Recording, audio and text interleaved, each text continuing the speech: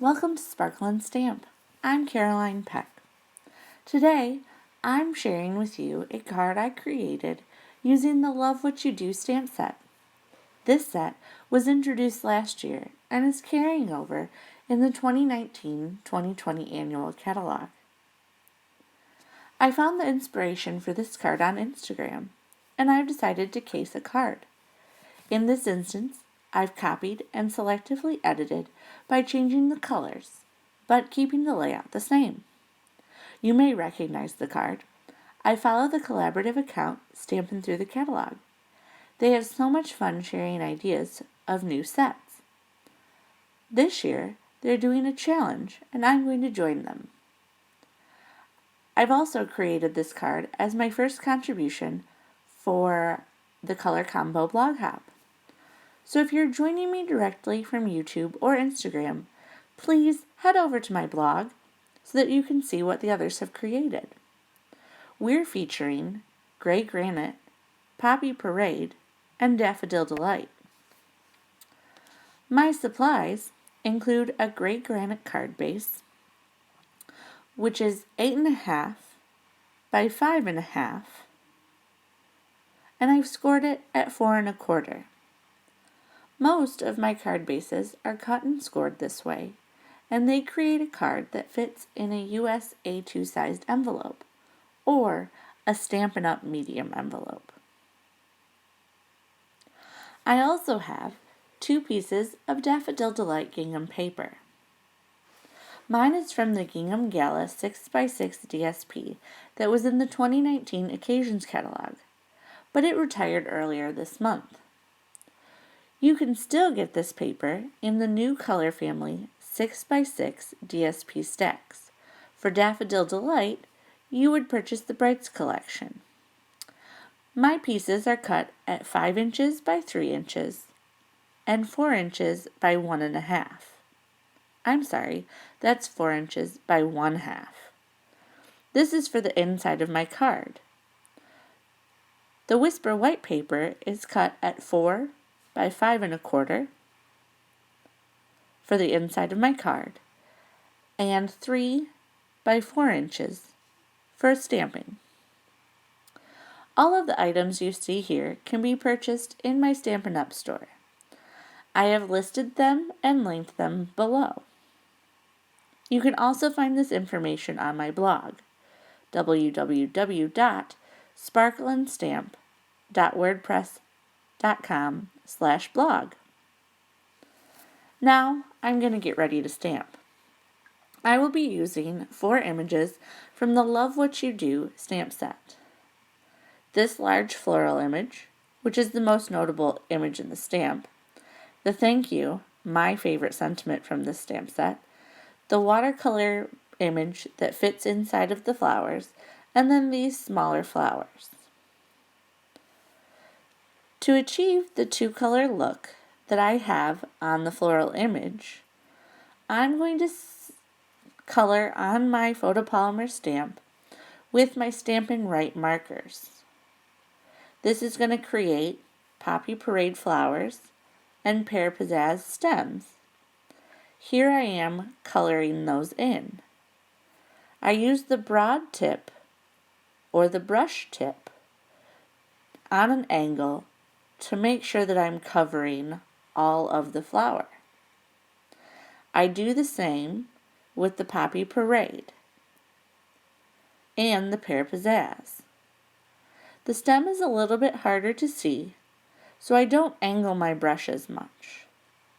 And then I'm going to huff on my stamp so that I can ensure that I get the image that I enjoy. This is a really easy technique to achieve a stunning result.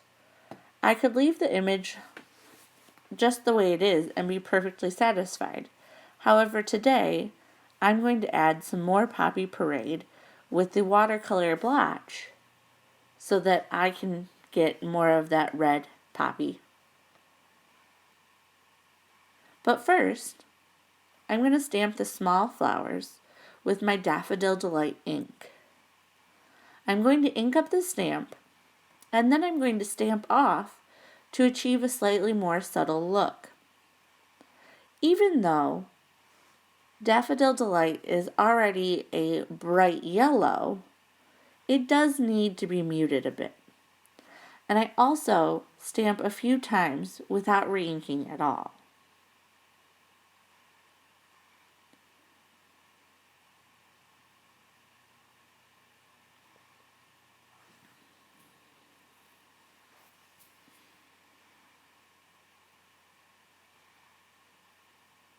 I love the look that this achieves. Stamp, stamp, stamp. Now, to add more Poppy Parade, I'm going to ink up the watercolor stamp, and I'm going to stamp this one off twice to remove extra ink.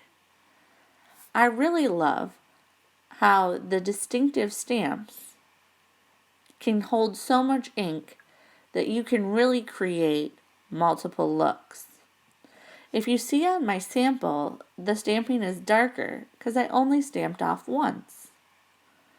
I really like that the look of stamping off twice achieves on this card.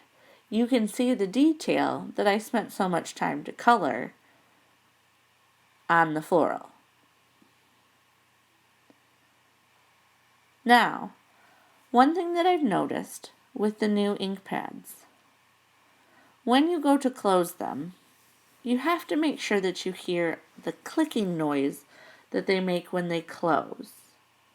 As you can see here, I really push down on the two little dots. And I have found that sometimes they're more difficult to close, and if you leave them open, they will dry out and you'll need to refill them. I'm using Memento Tuxedo Black for the thank you sentiment. This is my favorite black, and even when it wasn't a Stampin' Up product, I still utilized it to get a great, crisp image. Now I'm ready to assemble the card. Using snail adhesive and Stampin' Dimensionals, I will create my taped layer first and double check that it fits as intended on my card base before adding dimensionals to the back. Every now and again, we all mess up and have to pull a card apart, and our snail adhesive is fairly forgiving, but I really like to use the grid paper and everything that I can to make sure that I'm measuring and lining everything up as perfectly as possible. I really like dimensionals. I think they just add such a great touch in adding that extra layer.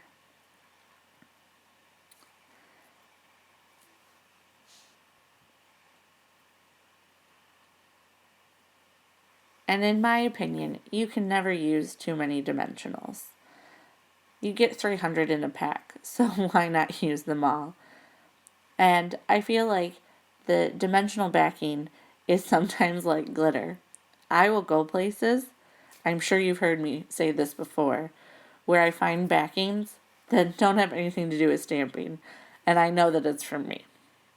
So here I am, attaching my image to the front of my Granite Gray card base and smoothing it down just to make sure that everything got connected.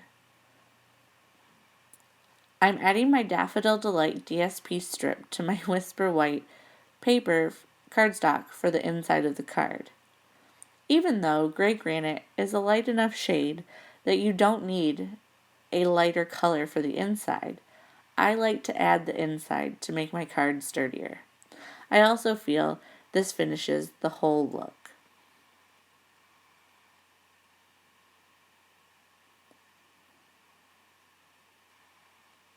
So now I'm going to make a Whisper White bow with my bow maker.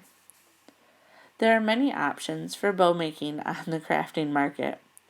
This particular one I got from my upline, but you can find yours online. There's also tutorials to use a fork, or hopefully, maybe, you're one of those crafters who can just make a bow on your own. I'm going to attach this bow with a glue dot. And I'm going to put the glue dot right where the stems meet in the middle. I'd like to use my paper snips to grab the glue dot off of the roll. I find this works really easily, and then it doesn't stick to my fingers and I don't get stuck. Just going to put that down and put my bow right on top. Finally, I'm going to add 3 basic white pearls to the front of my card. I'm using the piercing tool to slightly lift the pearl off the backing and then press it down on my card. You could also use take your pick tool spatula or your scissors.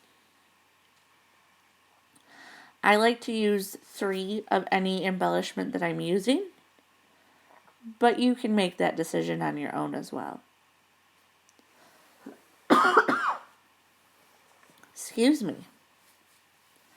So here we have my final card. I think it's super cute and such a fun color combo. I'm so glad that I participated in this challenge. Thank you so much for watching. I always love that people visit me. Please check out my blog, www.sparkleandstamp.wordpress.com/blog, for the remaining bloggers and more information about this card.